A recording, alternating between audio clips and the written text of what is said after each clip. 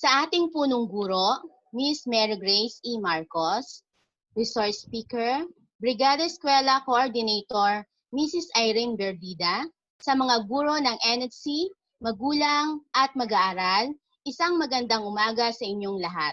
Ako po si Teacher Lani, ang inyong lingkod. Ihanda po ang ating sarili para sa ating panalangin na pangungunahan ni Mrs. Concepcion M. Ventura, Grade 6 ELE Teacher.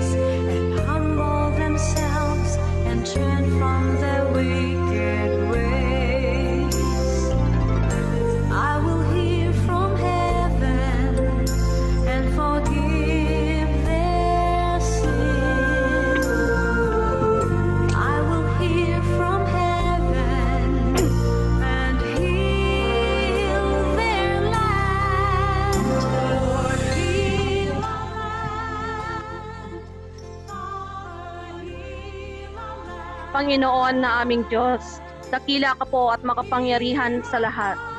Patuloy po kaming nagpupuri sa iyong napakabanal na pangalan. Nais din po naming magpasalamat sa iyo sa lahat ng iyong kabutihan at pag-iingat sa buhay at lakas na taglay ng bawat isa.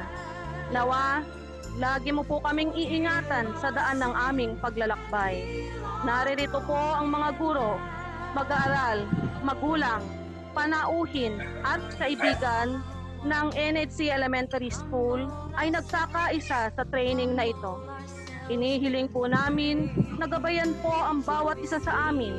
Pagkalooban po ng talino na nagmumula sa iyo, lalo na po ang tagapagsalita sa umagang ito. Lubos po naming maunawaan ang ukol sa Data Privacy Act. Magamit po namin sa araw-araw naming pamumuhay. Gawin mo po sanang kapakipakinabang ang umagang ito. Lubos po ang aming pagtitiwala na tinanggap na po namin ang aming dalangin sa umagang ito. Nagpatawad ka na rin po sa aming mga pagkukulang at pagkakasala sa pangalan po ng ating tagapagligtas na si Jesucristo. Amen.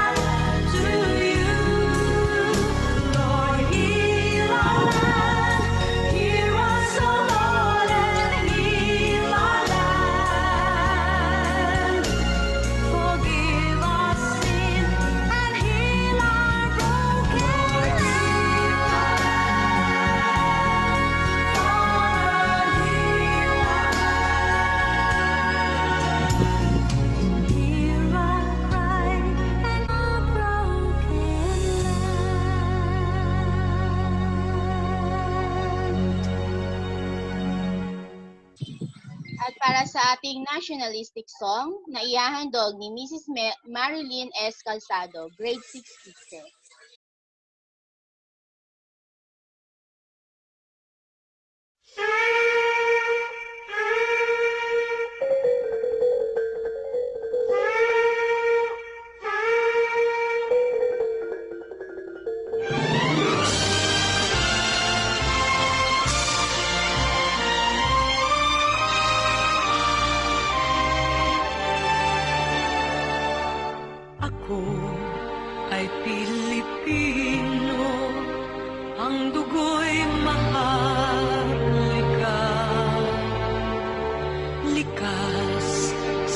aking puso at likain kay handa sa Pilipinas na aking bayan, lantay na perlas ng silanganan, wari na tibo ng kayamanan ng may kapal. Bigay sa'king talino sa mabuti lang laan, sa ikatutuo ang maging mapagmahal. Ako ay Pilipino, ako ay Pilipino, isang bansa, isang diwa ang minimithi ko. Sa bayang mo't bandila, laan buhay ko't diwa. Ako ay Pilipino, Pilipinong totoo. Ako ay Pilipino, ako ay Pilipino, taas noo kahit kanino, ang Pilipino ay ako.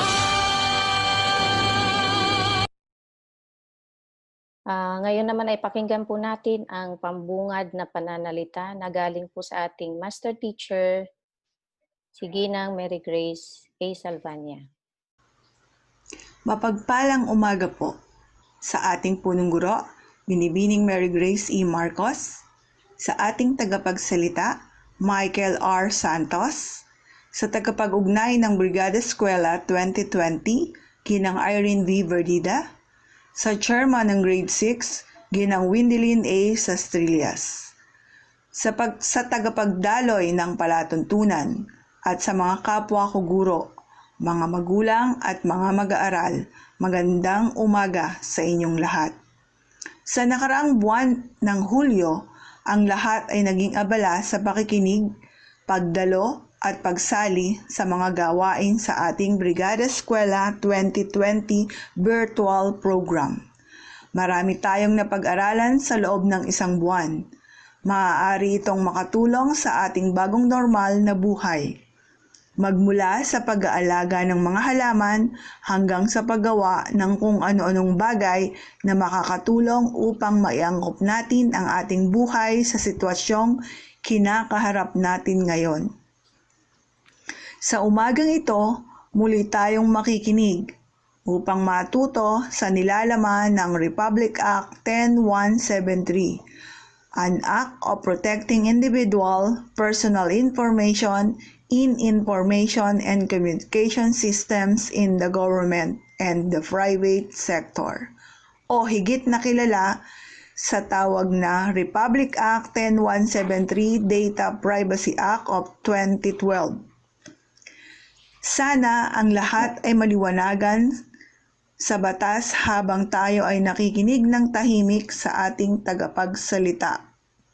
Sa umagang ito, inaanyayahan ko po ang lahat at binabati ng isang masayang ligtas na umaga at masayang pakikinig sa inyong lahat. Okay, maraming salamat po, Ma'am Mary Grace, sa inyong pambungad na pananalita, makapagbibigay inspirasyon sa ating mga manunood. At ngayon naman po ay ating panoorin ang inihando presentasyon ni Francisco Aaron Pulido, mag-aaral mula sa ika-6 na baitang pangkat faith. Ma'am, narinig ako, ma'am.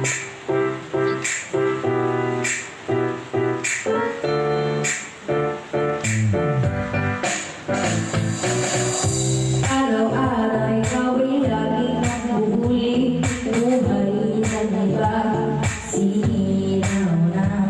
Ito'y ikaw ay nagbubuli,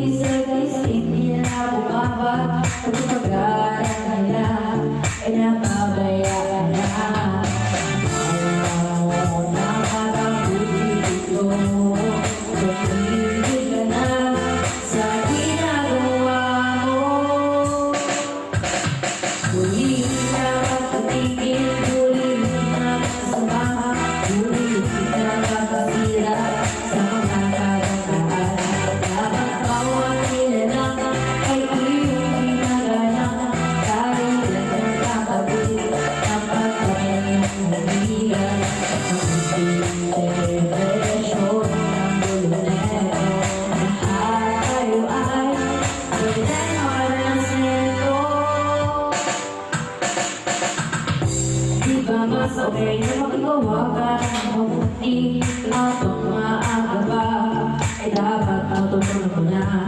Malinawagan dyan ang iyong isip sa iyong pinagkagawa.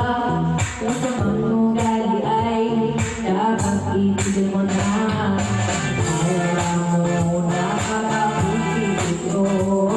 Tumigil ka na sa ginagawa mo. Huli ka magtitigil, huli nakakasama, huli nakakasira sa mga kabataan.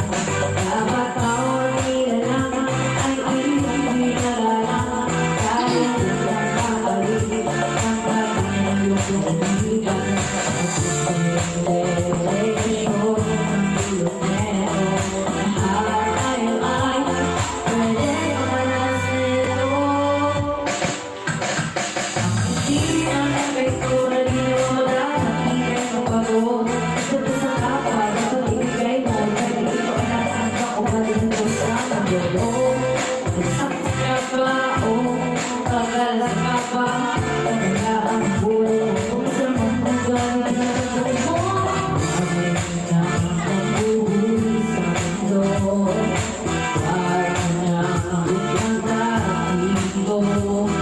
Patuloy mo na ang sarili mo. Dahil lahat ng yan ay dapat din sa'yo. Huli ka magtitigil, huli nakakasama, huli nakakasira sa mga kabataan. Dapat bawat nilalang ay iyong pinagalang. Dahil yan ang kakawin ng pagkakayang kaibigan. Desisyon ng pilonero.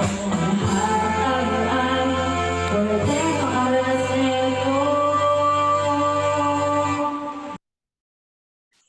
Okay, I am honored and privileged to introduce to you our resource speaker for today. He works at the National Privacy Commission since January 2017. He has delivered more than 100 lectures and workshops. Currently, he is the officer in charge of the Complaint and Investigation Division of the National Privacy Commission. Ladies and gentlemen, our resource speaker, Attorney Michael R. Santos.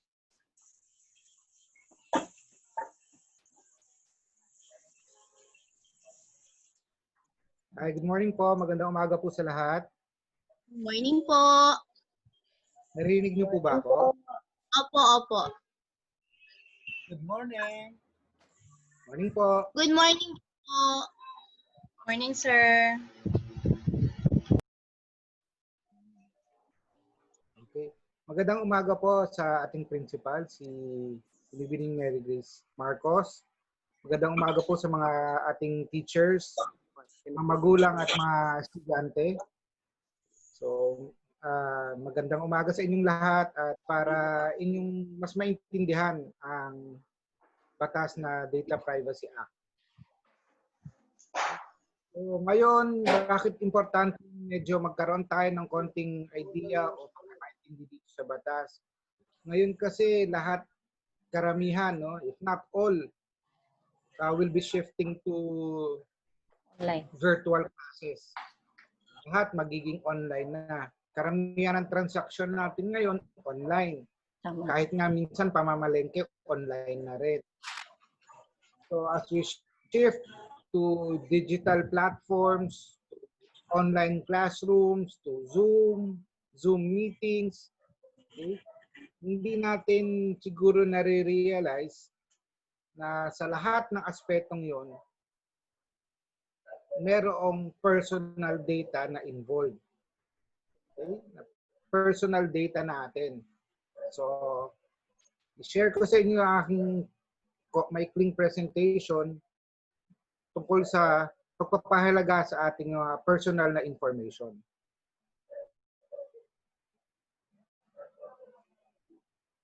Off lang ako ng video ko para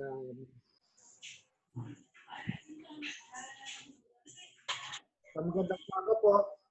Ako muli si Attorney Michael Santos. Ako po ang OIC ng Complaints and Investigation Division ng National Privacy Commission. Ang trabaho po ng division namin, pag may mga reklamo, kami po ay ang tumatanggap. Lahat ng reklamo, mga formal na reklamo. Kung may magpa-file ng complaint, sa amin po yun papasok.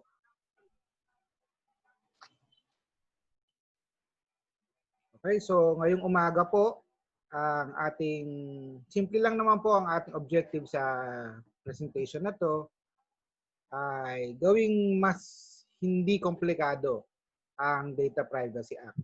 Alam ko pagka, lalo na sa mga ordinaryong tao, na pagka batas ang pinag-uusapan medyo nakakaantok. Pero subukan nating gawin tong mas interesting. Okay? So gawin nating less complicated yung Data Privacy Act. Bakit importante ito? Ngayon nga sabi ko, karamihan sa atin nagiging digital na, nagsishift sa digital platforms. Hindi natin na-realize, ang dami natin nag-generate na data. Sabi nga sa isang pag-aaral, over 90% of the world's data has been generated over the past 2 years. So, ilang bang Facebook users ang meron ng Pilipinas? Ilang YouTube videos ba ang pinapanood natin? Tweet, IG, pictures sinesend natin, email. Mas lalo na siguro ngayon na kami nga, kung magtrabaho kami, work from home, email, ang meeting namin via teleconference, nag-uusap kami mga teams through email, through chat. Meron kaming Viber, meron kaming Telegram. So ganito kadami ang nag-generate nating data. So kayo rin, kasama kayo sa nag-generate ng ganyang kalaking data.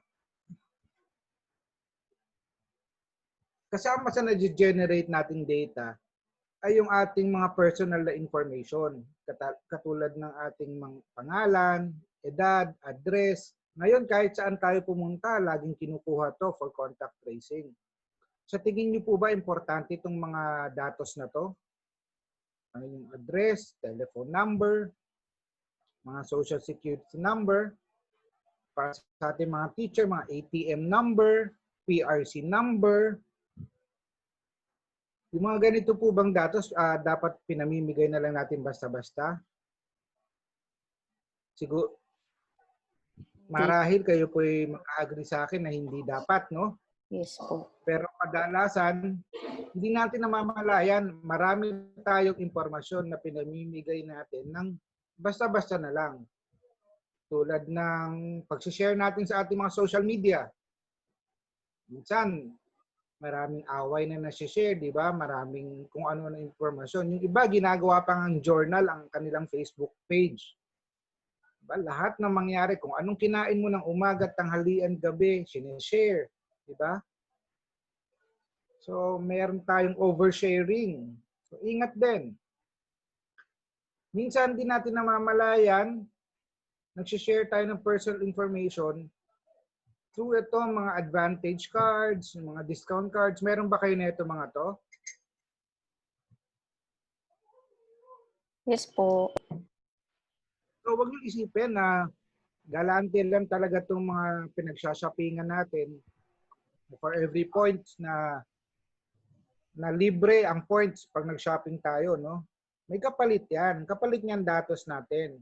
So alam nila kung saan tayo namili, kailan tayo namili, ano binili natin. So makikita nila yung pattern. Ano yung mabenta, ano yung spending habits natin, sino tayo, saan tayo nagsha-shopping. Importante yung data na yun sa kanila, yung data natin para sa kanila. Kasi nakakagawa sila ng mga business decisions out of that. So hindi libre ang mga points. Binabayaran natin yan ng ating personal na information. Okay. Ang Data Privacy Act of 2012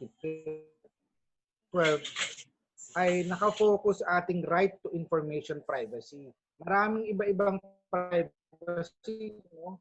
Like yung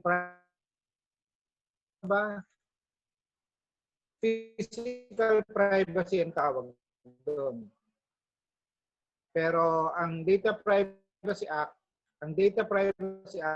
ay naka-focus sa right to information privacy. sabi ng ating former Supreme Court concerning or describing him. So, yung right to information privacy, tayo daw dapat ang may control. Sinasabi dito na ang may control tungkol sa impormasyon na sa ating sarili ay dapat ay tayong mga individual. Ngunit hindi ito absolute. Ito ay kailangang binabalance sa legitimate na public concerns. Okay? So, importante sa pag-intindi ng isang batas, alamin natin kung kailan ba ito nag-a-apply. Kailan ba nag-a-apply ang Data Privacy Act of 2012? Nag-a-apply ito pag may processing ng personal na impormasyon. So, basta may nagpo-proseso ng personal information, papasok ang Data Privacy Act. So, importante malaman natin sino yung nagpo-proseso, sino yung data subject, at ano ba ang personal information. Sa ating tandaan, pag walang personal information, hindi pasok dito. Ano ba yung sinasabi ng processing? Ayon sa batas, ang processing hindi lang pag meron ka ng ginawa doon sa datos o sa impormasyon. Ang processing, pag kinolekta mo pa lang, processing na yan. So, marami sa inyo, no? Kayo ba nag-virtual enrollment? Online enrollment po, sir. Online enrollment. So, the moment na kinolekta nyo pa lang yung mga datos ng estudyante nyo, nagpo-proseso na kayo. So, di ba dati papel-papel lang yan, tinatago nyo yung papel. Ngayon, online na. Meron pa nga kami nakita dati ang enrollment via Messenger. Di ba? Facebook Messenger. Yung iba, sa Facebook page yung school. Anong problema natin doon? Ngayon, pag tinype mo sa Facebook page yung school, yung datos ng anak mo, o ikaw bilang magulang, nakikita ng lahat. Baka hindi magandang practice yun. Okay? Pag kolekta pa lang yung datos natin, kasama na yan sa processing. Hanggat sa pagdidispose, hindi niya pwedeng sabihin, wala pa akong ginagawa sa data, hindi ko pa ito pinaprocess. Dahil ayon sa batas, the moment na kinolect mo yung data, processing na yan. So lahat ba ng klase ng impormasyon, processing? Hindi po. Okay? Lahat, ang papasok lang sa batas ay pag pinoproseso ang personal information. So ito ang definition ng personal na impormasyon. Okay, para mas madali natin maintindihan, ganito lang ibig sabihin yan. Kung makikilala mo yung tao na tinutukoy ng impormasyon na yon, personal information yon. Okay? Basta makikilala mo kung sino. Some example, no? Sabihin niyo sa akin kung personal information. Pag binigyan ko kayo ng pangalan, makikilala niyo kung sino? Yan, kilala niyo po ba yan? Yes po. Paano po kung hindi pangalan ang ibigay ko sa inyo? Paano kung makikilala niyo po ba? Walang pangalan. Yes din po. Paano kung itong picture lang? Yes rin po. Paano kung yan? Ay, hindi po. So, atin pong tandaan, hindi porke walang pangalan, hindi na personal information. Kung maaari mo pa rin matukoy yung tao, yung individual, base sa informasyon na yon, personal information yun. Okay po?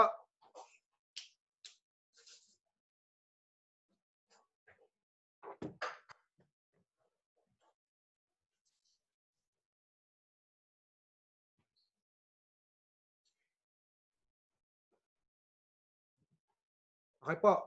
Ngayon, meron naman tayong tinatawag na sensitive personal information. Personal information din to. Kaso nga lang, ayon sa batas, mas sensitibo ito dahil mas malaki ang impact sa tao. Ito ang mga race, ethnic origin, marital status, kasama ang education data. Okay? Sorry. So, kasama ang education data. So, yung mga hinahawakan yung impormasyon sa school, sensitive yan. Mas kailangan natin pagkaingatan, mas malaki rin ang penalty nito pag ito ang involved. Okay? So bakit mga sensitive tong ganito? Kung mapapansin nyo, yung mga ganitong data, pati yung mga government issued IDs, yung mga PRC ng mga teacher, mga license number, SSS number, GSIS number, lahat yan sensitive. Bakit? Kasi pwedeng ma-discriminate ang tao based dito sa impormasyon na to. Kaya mas malaki ang obligasyon natin sa school na ito'y pangalagaan. At sana malaman din ng ating mga magulang at mga bata na doble ingat pag ito na ang mga impormasyon na hinihingi. O bago nyo ipamigay, i-post, doble ingat. Sino naman yung mga data subject?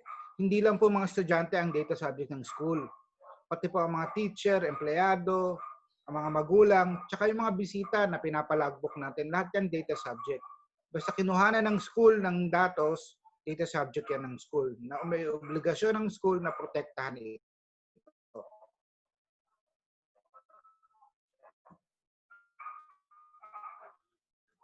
Ngayon, simple lang naman po ang data privacy. Kinakailangan lang ng Data Privacy Act para tayo makasunod ay una, sumunod tayo sa mga prinsipyo. Pangalawa, mag-implement tayo ng mga security measures para protektahan yung information. At pangatlo, i-uphold natin yung mga karapatan ng bawat data subject. Okay, ano ba yung mga karapatan natin? Ang mga teacher po ba data subject din ng school?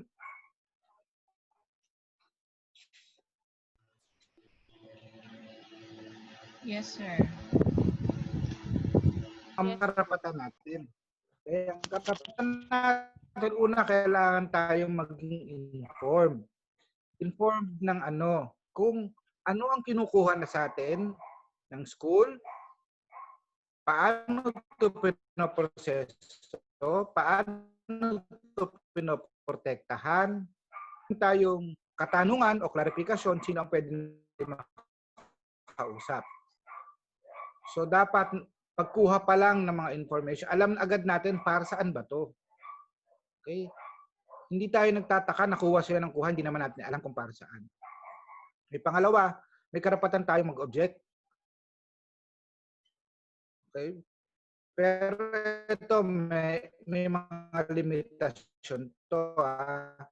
Kunwari, ang pagpoproseso ay hindi mo naayon sa iyong kagustuhan o wala kang consent pero ginagamit to sa ibang bagay, hindi for educational purposes o for enrollment. Ginamit yung datos mo sa bagay, pwede ka mag-object. Pwede mong sabihin sa school, hindi po yan kasama sa una natin nag-usapan, pwede niyo pong itigil. Pangatlong karapatan, may karapatan tayong ma-access. Ano ba yung data na hawak ng eskwelahan? Dati may nagtanong sa school, paano kumali yung grades? Pwede bang ipakorek? Pwede. Pero syempre, hindi ganun ginagawa nyo na ito. Hindi ganun kadaling magpakorek. Dapat meron kang basehan. Okay? Pwede kang humingi ng basehan. O bakit ko i-correct yung grades mo? Kasi po, ganito. Ito yung basehan. Mali po ng compute. Okay? Kasama yun sa mga karapatan. Kasama rin sa karapatan ang pagpapabura o erasure or blocking. Pag wala nang dahilan upang i-retain yung data, kasi matagal ka ng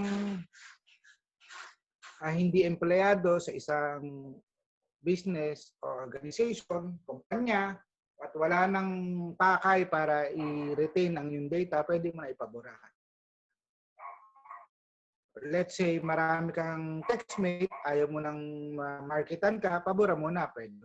Yung data portability, ito ay bago. Ang silang nito, pwede mong malipat yung datos mo from digital platform to another. At ang pang-7 at 8 karapatan natin ay may karapatan tayo sa damages at to complaint before NPC. Na violate ang Data Privacy Act, pwede kayong mag-complaint sa amin. Yung institution ko po ang tumatanggap na ito. Klaro po ba sa so far? Yes po. Tuloy-tuloy po tayo, no? So, para malaman po natin kung tama yung ginagawa natin o tama yung ginagawa sa atin, lagi po natin tandaan itong tatlong prinsipyo. Dapat, pag mayroong processing, mayroong transparency, may legitimate purpose at proportionality. So, sa amin, no, nung nag-aaral kami sa law, lahat to may code. Code namin dito, TLP. Ganyan din sa school.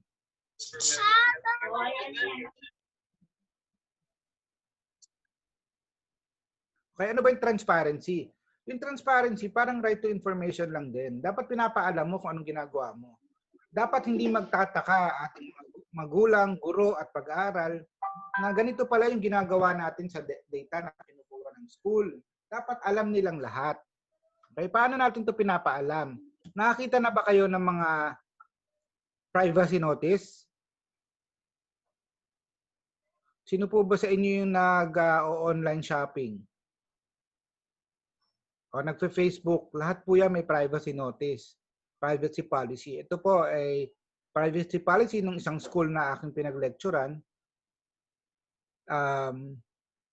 Pinapaalam dito kung anong personal data ang kinokolekta nila, bakit, paano nila ito ginagamit, sino nagpo-proseso nito, at ano yung mga karapatan. Okay? Usually po, mga one-pager to, simple lang naman. Ito lang naman yung basic na kailangan nilang malaman upang hindi sila magulat at magtaka. Okay? So, maging transparent po tayo sa ating pagpoproseso. Pangalawang prinsipyo ay dapat meron tayong dahilan. Legitimate na dahilan kung bakit tayo nagpoproseso. Hindi tayo basta kuha ng datos tapos saka natin iisipan ng dahilan. Dapat pagka kumuha tayo, ito'y base sa legitimate purpose. May purpose kung bakit tayo kumukuha. Kaya kung maaari, kukuha tayo ng data, ang purpose natin is para ma-enroll yung bata. So yun po yung purpose. Hindi pwede na kumukuha ka lang dahil gusto mo. Dapat pa ang purpose ay declared at specific na hindi ito labag dapat sa batas. Kung kumuha ka ng datos pang-enrollment lang. Kung ibang bagay pa, dapat, baka may consent na dapat yon. Okay? Kung gagamitin mo para sa ibang bagay pa.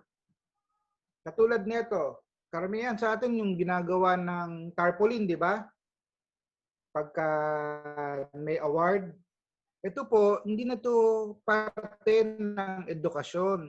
Ito ay marketing or publishing na sa parte ng school. Na maaring mangangailangan ng separate. Ano po ba yung consent? So, pag may pinoproseso po sa inyo, karaniwan kumukuha tayo ng consent. Okay? So, kumukuha tayo ng consent na dapat ito ay freely given, specific, informed. Dapat ang consent may pruweba, written, electronic, or recorded. Tandaan natin, pag malabo, kung nakakuha tayong consent, wala itong consent.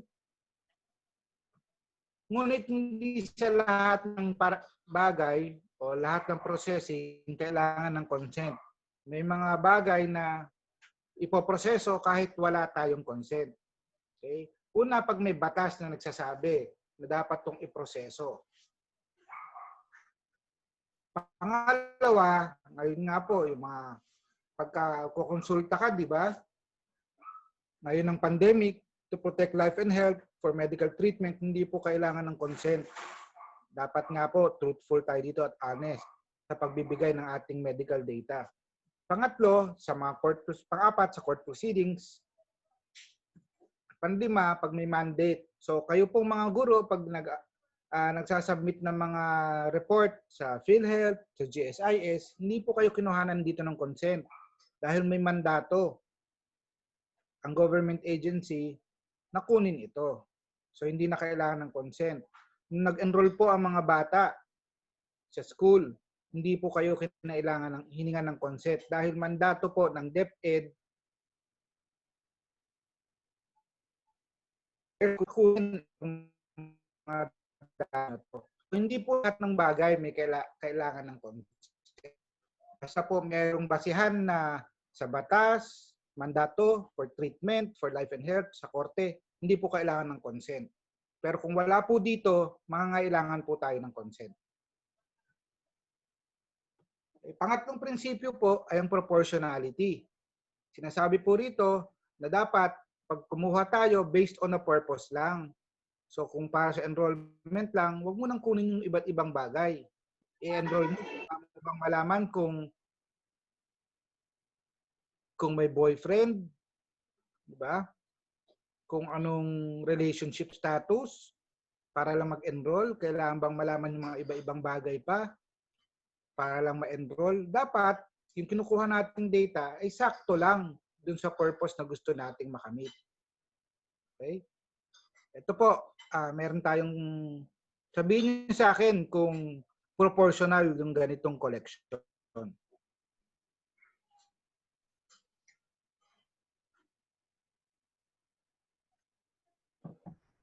Ano po sa tingin niyo? Sakto lang ba to? Hindi po. Sobra-sobra. Sabi nga nila, ayaw daw magpautang na itong tindahan na to eh. Oo nga po. Sobra-sobra.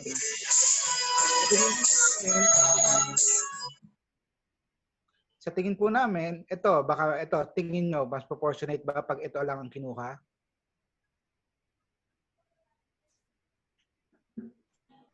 Hindi rin. Hindi po. Sobrang dami.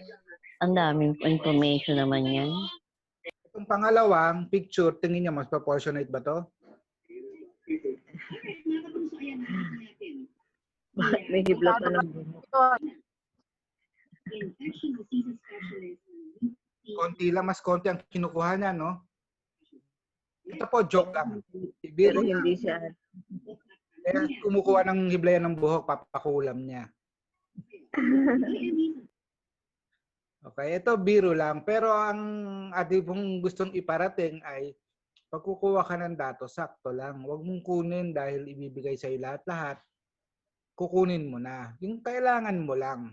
Kaya tandaan mo, pag kinolekta mo yung isang bagay, kahit hindi mo mapakinabangan, yung isang datos, may obligasyon ka para protektahan to. Kahit hindi mo naman kailangan. Okay, let's say, kinuha mo yung isang datos, wala ka namang pagagawin, may obligasyon ka na para protektahan to. So bakit mo pa kukunin? Kung hindi mo kailangan, wag mo na lang kunin. Para less yung paprotektahan mo. Kasama dito ang retention and disposal sa proportionality. Huwag mong i-retain longer than necessary. Ngayon, magkakaroon po kung para sa atin sa government, no, sa amin sa government, meron po kaming National Archives. Sa mga school, mag-antay kayo sa ng DepEd kung gaano katagal nyo pwedeng i-retain ng data. Usually for school data, sobrang tagal naman yan. If not forever. Kasi kailangan natin yung mga data na yun.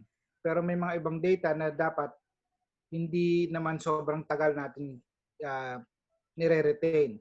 Yung pagtatapon po, lalo na yung mga grading sheet, hindi mo basta-basta tinatapon yan. Okay, sa amin po, meron kami mga shredders. Okay? Yan, meron kami mga ganyan. Sinishred namin bago namin tapon. Mahilig tayo sa scratch paper eh. Pag may mga personal information, let's say maling photocopy ng ID, huwag nyo nang gawing scratch paper. Kasi pagkasulat nyo doon, itatapon nyo yun eh. So pag tinapon nyo yun, makikita yung ID sa likod. Okay? So yun po, maaring kasuhan na kayo based lang sa ganun. Okay? So, yun po, na-discuss na natin yung mga karapatan, na-discuss natin yung tatlong prinsipyo, yung TLP, at ano po ba ang kailangan natin gawin upang protektahan ang personal information. Okay? So, sa ating mga personal na buhay, hindi lang sa school, ito po yung ilang mga tips namin. Okay? So, para sa school, meron tayong organizational, physical, and technical security measures para protektahan yung mga information. Ano po yung organizational? Ito yung mga policy ng school. Meron na po kayo nito. Ano yung mga physical? Di ba po yung mga cabinet natin sa school, dapat may mga lock yan, yung mga pintuan, yung registrar's office, kung nasan yung mga records ng mga bata, lahat yan dapat secure. At kung online, dapat po hindi lang basta online. Titingnan din po ba natin madali ba tayo ma-hack? Ngayong June, napakarami pong universidad ang na-hack dahil online lahat. So marami kami iniimbestigahan na hacking. Kasama po dito yung pagka-send sa email. Minsan yung datos ng isang tao dahil nagkamali tayo ng send, no? Napapadala natin sa iba. Ito po ay breach. Maaari po kayo makasuhan din dito. So tingnan natin kung magsisend kayo ng email. Ngayon, kung ang email ay tungkol lang sa isang tao, huwag niyong ilagay lahat dun sa to portion, lahat ng recipient. Isa-isahin niyo po. Okay?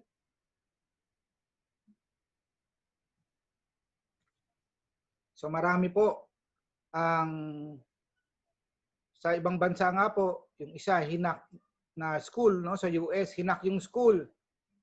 Nung hinak yung school, tinerten yung mga magulang. Sabi niya, alam ko kung anong oras lumalabas yung anak mo, alam ko kung anong schedule niya sa klase, alam ko kung saan siya umuwi, alam ko rin na naglalakad yung anak mo. So ingatan mo. So pwede itong mag-lead sa physical violence. So sa personal security rin. Ganun ka-importante ang data.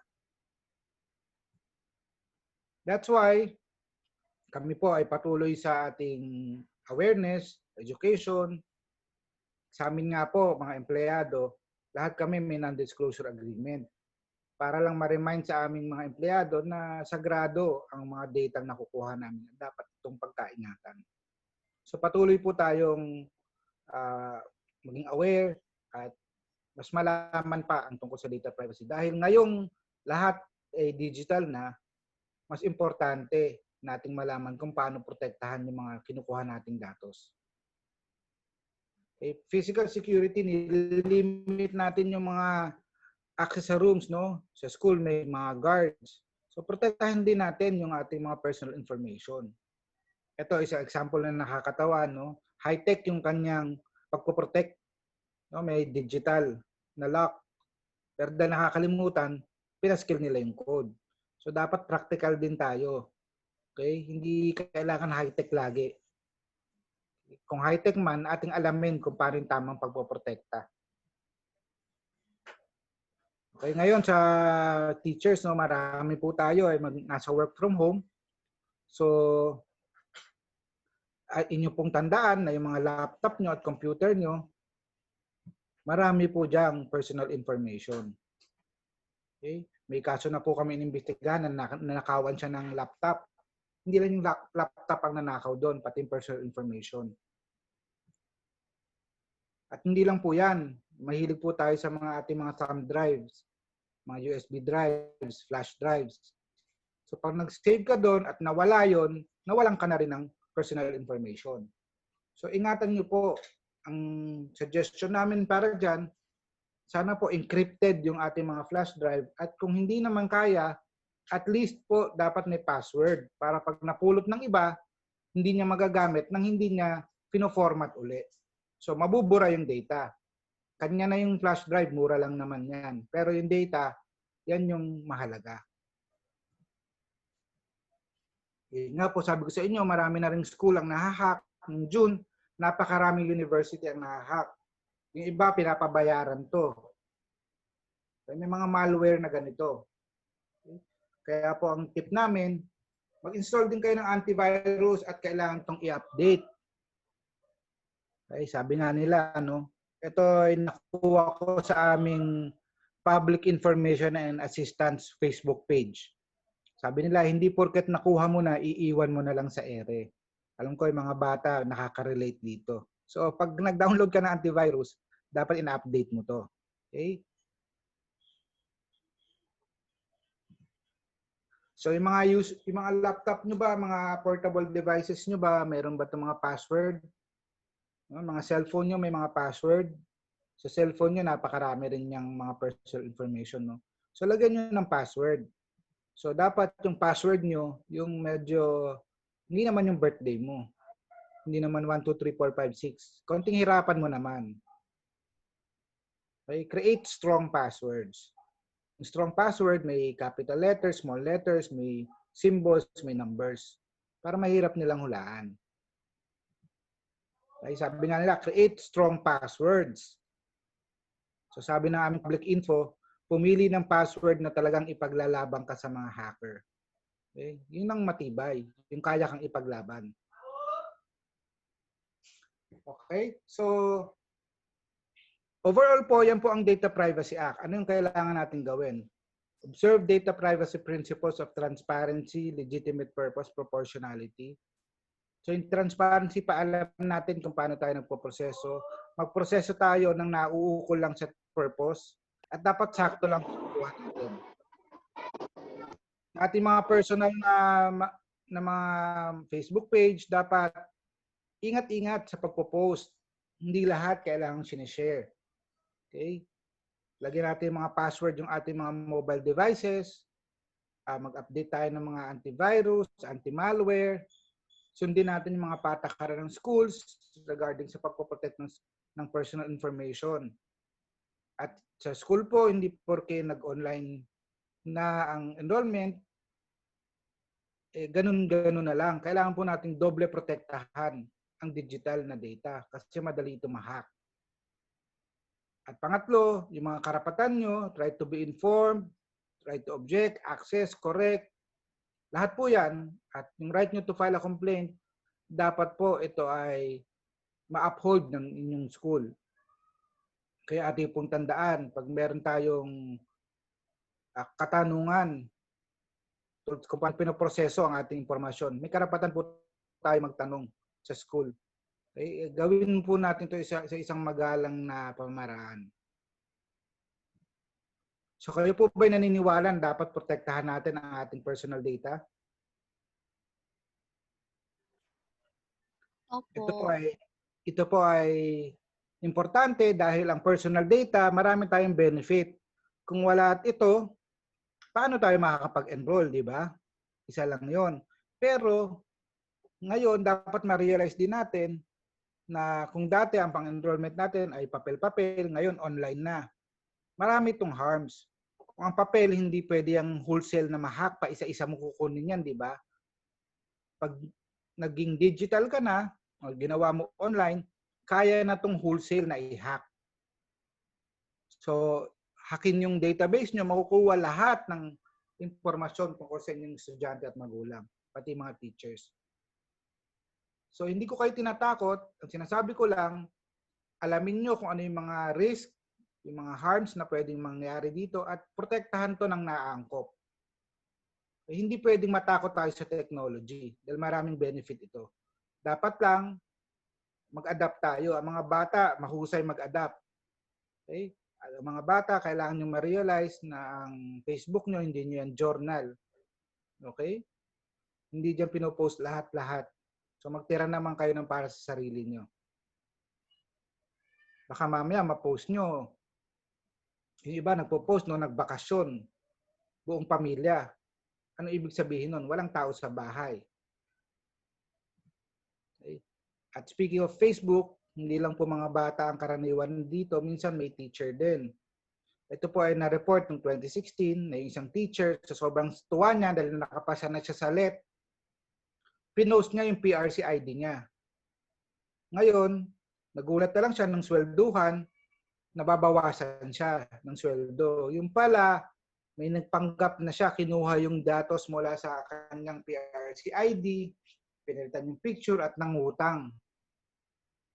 So, yun po ang nangyayari dun sa teacher. Dahil lang sa simpleng pagkakamali na pinost niya yung PRC ID niya sa kanyang Facebook page.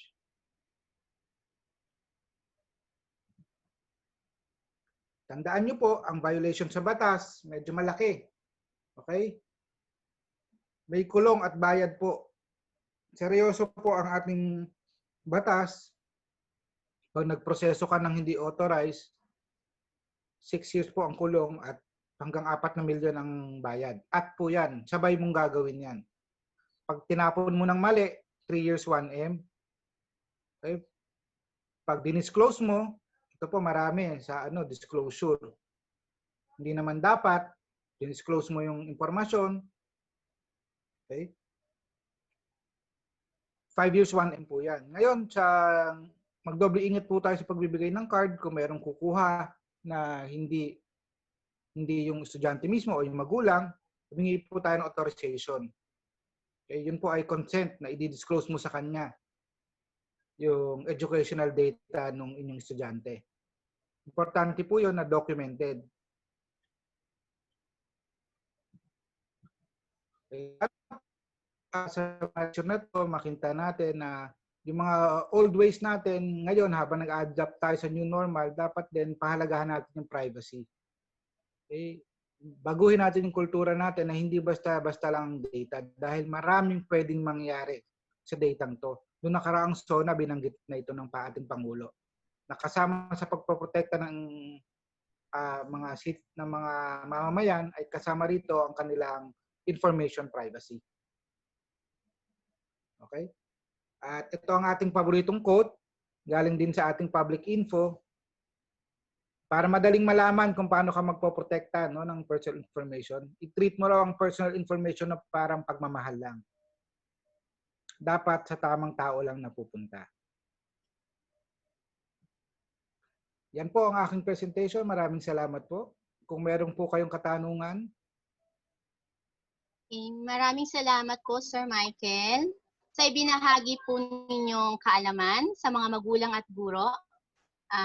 Halos lahat nga po ng mga tao gumagamit na po ng social media. So lahat po ng info natin, information. So ngayon po, nais po namin magkaroon ng forum. Okay lang po ba, Sir? Sir Michael? Okay lang po. Sige po. Sa mga nanay o tatay na nais magtanong regarding po sa topic natin, open po tayo na magtanong at sasagutin po ng ating resource speaker. Good morning po. Yes po, ma'am. Pwede pong magtanong. Paano po kung yung picture mo po ay pinamigay sa isang tao without your consent po? Lalo na sa isang lalaki. Okay po. Ano po ang picture? Yung personal mo, yung picture mo po. Halimbawa, yung picture mo sa Facebook, sinend sa ibang tao. Okay. Yung ganun po. Lalo na po sa opposite sex, ganun po. So, sa personal information po, pwede po kayo reklamo na violation ng privacy. Ngunit kaya po tinanong ko kung saan galing kasi po dapat walang expectation of privacy. Meron pong desisyon ng ating Supreme Court nung nakaraan na pag pinost mo daw sa Facebook, wala kang expectation ng privacy. Ganon. Publicly. Ngayon, kung hindi ito nakapost sa Facebook, pero shinare sa iba, o kung personal mong picture, shinare ka sa iba, yun, pwede kang magreklamo. Pero kung shinare mo sa Facebook, shinare mo nga publicly eh. So, madaling ma-access ng buong public. So, pag ganun, wala kang expectation of privacy, maaring wala kang ina-expect na privacy doon. Kasi nga, shinare mo. Okay po. Salamat po. Pero kung malisyoso ang pagdi-disclose kahit na public to, pwede ka magreklamo. O yun nga po, halimbawa, sa opposite sex na sinend sa kanya na Hindi po automatic pag opposite sex, dapat may mali siya. Mali siya. May definition po ang legal term. Pero Salamat po. Pwede po kayo magreklamo. Marami po kaming natatanggap na reklamo, pero karamihan nga po ay hindi pa alam kung paano magreklamo. Yung iba na-dismiss yung kaso nila dahil kulang-kulang information. Yung iba mali yung appreciation nila sa batas. Pero karapatan nyo pa rin po mag-file ng complaint. Ganun po. Salamat po, attorney. Salamat din po. Okay, meron po bang nais na tanong? Meron po. Hello po. Good morning po. Miss Ma'am Abby po. Yes po. Attorney, tatanong ko lang po, yung pagdigil sa legality sa propriety no, halimbawa magpapa-attendance, ano lang kahit dun sa mga, may mga attendance sheets kami ngayon kasi pinipirmahan sa Google, na hinihingi yung signature. Alam ko medyo sensitive information yung signature mo eh. Lalo na kung ipamimigay mo ng e-copy. So, covered ba yan ng Privacy Act? So covered din po, no? Maganda po yung inyong katanungan, no? So yung mga karaniwan po may mga signature na ini-scan, piniprint. Doble delikado nga po 'yon dahil madaling copy. Kami po ang solusyon namin diyan, meron kaming electronic signature. Hindi po yung pirma, mga numbers po 'yon. Kaya na naka-registered sa DICT. Pero po yung mga attendance po, baka pwede po naman, lalo na kung digital, may iba tayong pamamaraan. Hindi ko naman sinasabing bawal yon. Sabi ko lang, doble ingat. Kailangan po ba natin talagang pirmahan yung attendance o pwedeng so pwedeng ibang pamamaraan para mapatunayan na nag-attend nga yung tao. Tingnan po natin. Thank you po. So hindi ko sinasabing bawal, maaring pwede po, pero may kaakibat tong mga risk kung yun ang gagawin natin. May katanungan pa po? Okay, meron pa po ba? May magtatanong pa po ba? May nais pa po ba magtanong? Ako po mayroon pong dadagdag kasi ito lagi naming biruan pag school, no? Sabi nila pagka ang grades daw ng mga bata ay personal information. So may karapatan sila ditong piliin kung kanila i-disclose. Ngayon, pag ang bata ay below 18, ang nag-exercise nito ay magulang. Paano pag hindi pwedeng hindi makita ng magulang, no? Dahil na pag may bagsak kasi sila nga nag-exercise. Paano pag over 18 o 18 na? Pag 18 na, sa batas natin, age of majority na yan. So may option na yung mga bata. Kung kanino, may expectation na rin sila ng privacy, no? Kung kanino nila i-disclose yung ganong mga information. So ang biruan na nga namin dyan, para sa mga, ako po ay magulang din, at may anak na ako mag-18, magka-college, sabi ko sa kanya, pag di mo pinakita sa akin yan, wala ka rin baon. So yun po, may mga practical naman na solution. Pero sa school po, kailangan yung manote, no? Na pag 18 na yung bata, pwede na niyang exercise yung karapatan niya to data privacy on his own o on her own. Okay, wala na po magtatanong? Okay, kung wala na po, dumako naman po tayo sa paggagawa ng sertipiko sa ating resource speaker. Department of Education, National Capital Region, School Division of Office Caloocan, NHC Elementary School. This certificate of appreciation is hereby awarded to Attorney Michael R. Santos for sharing his expertise as a resource speaker on the topic entitled Data Privacy Act during the virtual info programs on Oplan Balik Eskwela and Brigada Eskwela 2020 of NHC Elementary School given this first day of August 2020, signed by Irene Verdida, Brigada Eskwela Coordinator, and OIC Principal Mary Grace E. Marcos. Maraming salamat po, sir. Maraming salamat din po. Ayan. Marami po tayong natutunan tungkol sa Data Privacy Act. So, hindi dapat lahat ng information ay binibigay natin. So, think before you click. Lalo na po sa mga social media, kahit po sa mga picture, ayan po. Dapat po pag-isipan po natin yon. At para sa ating pangwakas sa pananalita, ito ay magmumula sa ating masipag na guro, Math Coordinator at Chairman ng ika-6 na baitang, walang iba kundi si Mrs. Windilyn Sastrillas.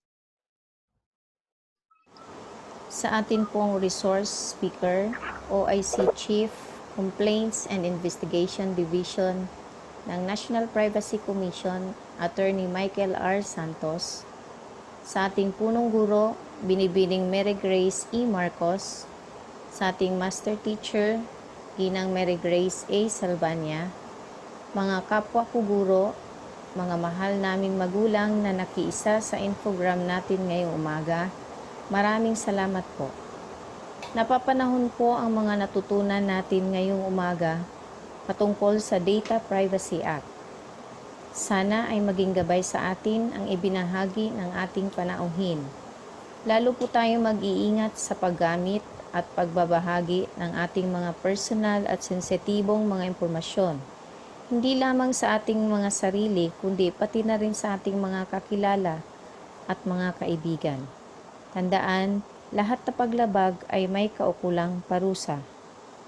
Sa ngalan po ng pamunuan ng NHC Elementary School, kami po ay lubos na nagpapasalamat sa inyo, Attorney Michael R. Santos, sa pagpapaunlak sa aming imbitasyon at pagbabahagi ng inyong kaalaman on Data Privacy Act. Maraming salamat po, sir. Muli, magandang umaga sa ating lahat. Okay, thank you po Ma'am Windy Lynn sa iyong binahaging mensahe. Meron pa po. Okay, muli ako po si Teacher Lani at mula sa Guro na Ika-6 na Baitang. Salamat po, sir. Thank you, Sir Michael. Salamat po, sir. Sir Mike, thank you po. Salamat po. Thank you din po sa mga magulang. Salamat po sa mga magulang, sa mga bata po. Salamat po. Salamat po, Sir Mike. Thank you po. Thank you po, sir. Salamat po, sir.